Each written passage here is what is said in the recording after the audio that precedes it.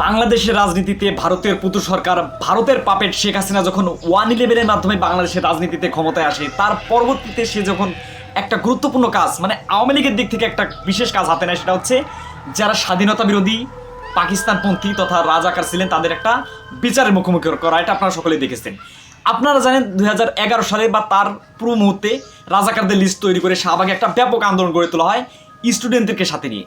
এখন সরাসরি স্টুডেন্ট বলা ভুল হবে, কারণ ঢাকা ইউনিভার্সিটির স্টুডেন্টদের এটাতে সম্পৃক্ত কতটা ছিল সেটা এখন সন্দেহের প্রশ্ন। কারণ ঢাকা ইউনিভার্সিটি আগাগোড়া কিন্তু বাংলাদেশের স্বাধীনতার, সার্বভৌমত্ব এবং আঞ্চলিক অখণ্ডতার পক্ষে, সেটা আমরা সর্বপ্রথম লক্ষ্য করেছি।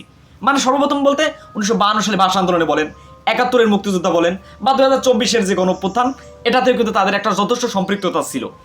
বাংলাদেশের স্বাধীনতার, সার্বভৌমত্ব এবং আঞ্চলিক অখণ্ডতার প্রশ্নে ঢাকা ইউনিভার্সিটি অনড়, এটা বলার অপেক্ষা রাখে না।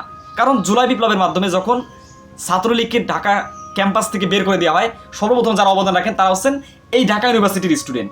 এখন কাজের কথা হচ্ছে, বাংলাদেশের 90 যারা রাজাকার, 2024 জুলাই বিপ্লবের যারা বিরোধিতা করেছিল, সোশ্যাল মিডিয়া থেকে শুরু করে মিডিয়া ইনফ্লুয়েন্সার বলতে পারেন বা যাই বলতে পারেন, এই সমস্ত রাজাকার কিন্তু আদতেও ধরাছোঁয়ার বাইরে। এখন তাদের বিচার হবে কিনা, এটা এখন বড় সন্দেহের প্রশ্ন। বাংলাদেশে জুলাই বিপ্লবের মাধ্যমে ডক্টর মোহাম্মদ ইউনূস প্রশাসন যখন ক্ষমতায় আসে, তাদেরকে কিন্তু নানা ধরনের কাজে হাত দিতে হয়। কিন্তু এটাই ছিল বর্তমানে একটা বড় ধরনের কাজ, যে জুলাই বিপ্লবের যারা বিরোধিতা করেছিল বা জুলাই বিপ্লবের 90 রাজাকার যারা হিসেবে আখ্যায়িত হয়েছিল, তাদের বিচার করা এখন সময়ের দাবি। সেই দিক থেকে 1971 সালের মহান মুক্তিযুদ্ধে যারা বিরোধিতা করেছিল, বিশেষ করে জামাত ইসলামের দোয়া তুলে যাদের জীবন বিনাশ করে দেওয়া হয়েছে ফাঁসির মাধ্যমে, তাদের পরিবারের দিকে তাকালে কিন্তু সেই আক্ষেপটা এখনো ধরা পড়ে। কিন্তু 90 যারা 2024 সালের রাজাকার, তারা কি আদতে বিচারের মুখোমুখি হবে কিনা, এটা এখন সন্দেহের প্রশ্ন। ফাঁসি হওয়া তো দূরের কথা।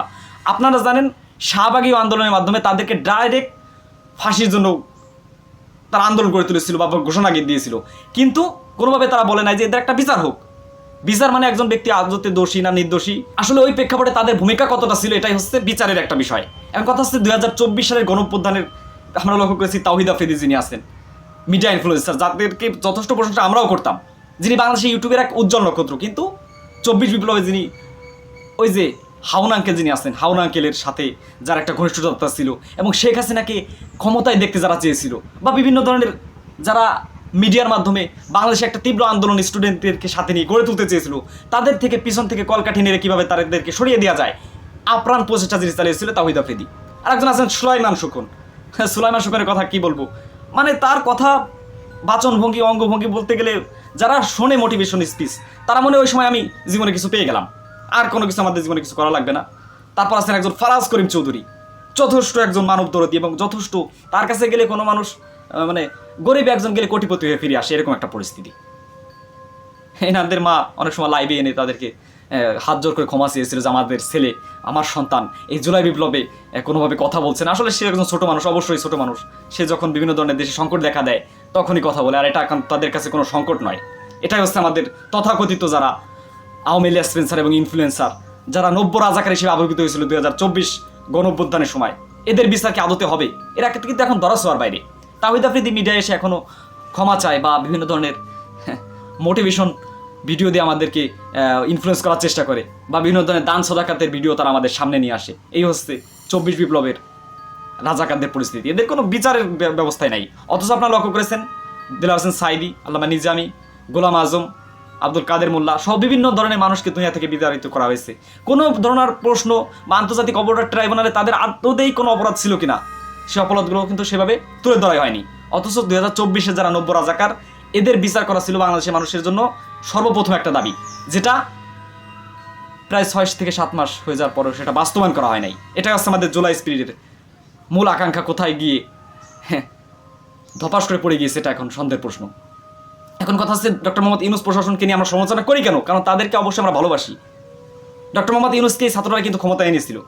ডক্টর মোহাম্মদ ইউনূস প্রশাসন বাংলাদেশে যাতে সঠিক একটা নির্বাচনের মাধ্যমে, রাষ্ট্র সংস্কারের মাধ্যমে দেশকে একটা সঠিক কাঙ্ক্ষিত জায়গায় নিয়ে যেতে পারে, এবং আমরা বিগত 17 বছরের যে দীর্ঘ অপশাসনের যে একটা পদলাইনে আমরা অবস্থান করেছিলাম, সেটার থেকে যাতে বেরিয়ে এসে একটা কাঙ্ক্ষিত বিপ্লবের মাধ্যমে যে বাংলাদেশ গঠন হয়েছে, সেই নতুন বাংলাদেশের যে আমাদের যে একটা আপ্রাণ একটা প্রয়াস ছিল জুলাই বিপ্লবের মাধ্যমে, তার সিটে ফোটা কিন্তু লক্ষ্য করা যাচ্ছে না। বিশেষ করে যারা 90 রাজাকার ছিল তাদের বিচার করা একটা আবশ্যক কর্তব্য ছিল ডক্টর মোহাম্মদ ইউনূস প্রশাসনের, যেটা এখনও লক্ষ্য করা যায় নাই। এখন রাজনীতিতে আলোচনা হচ্ছে বিএনপিকে আদতে মাইনাস করা হচ্ছে কিনা, বাংলাদেশের নির্বাচন কত দ্রুত হবে বা কত পরে হবে। কিন্তু এই যারা নব্য রাজাকার হিসেবে আবির্ভূত হয়েছিল জুলাই গণঅভ্যুত্থানে, তাদের বিচারের কোনো সিটে ফোটায় লক্ষ্য করা যায়নি। যাই হোক, খুবই খারাপ লাগার একটা বিষয়। এই সমস্ত রাজাকারদেরকে অবশ্যই আইনের কাঠগড়ায় দাঁড় করাতে হবে। এবং এই যে 2000-এর উপর ছাত্রছাত্রী জীবনদান করেছেন, এদের প্রত্যেকটা রক্তের ফোঁটার হিসাব এদের ভিতরে পাওয়া যাবে। এরা নব্য রাজাকার, এবং এদের মাধ্যমে কিন্তু বাংলাদেশের মিডিয়া, প্রশাসন, পুলিশ তারা একটা স্পর্ধা পেয়ে গিয়েছিল যে এরা তো আমাদের সাথেই আছে। বিষয়গুলো বলতে খুবই খারাপ লাগে। যাই হোক, অনতিবিলম্বে বাংলাদেশের স্বাধীনতা বিরোধীদেরকে যেভাবে দেশ থেকে বিদায় করে দেওয়া হয়েছিল, বিভিন্ন ধরনের তাদেরকে তাড়না দেওয়া হয়েছিল, এদেরকে যেন আইনের কাঠগড়ায় এনে বিচার যাওয়া হবে।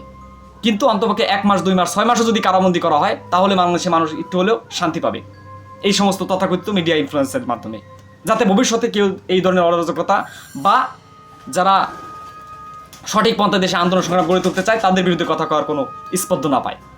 যাক, সব ভালো থাকবেন, সুস্থ থাকবেন। আপনাদের সাথে দেখা হচ্ছে নতুন আরও একটি এপিসোডে। আর এই সমস্ত নব্য রাজাকারদেরকে নিয়ে আপনি কি বলতে চান সেটা অবশ্যই কমেন্ট করে মন্তব্যের লিখে জানাবেন। আপনাদের সাথে দেখা হচ্ছে নতুন আরও একটি পর্বে।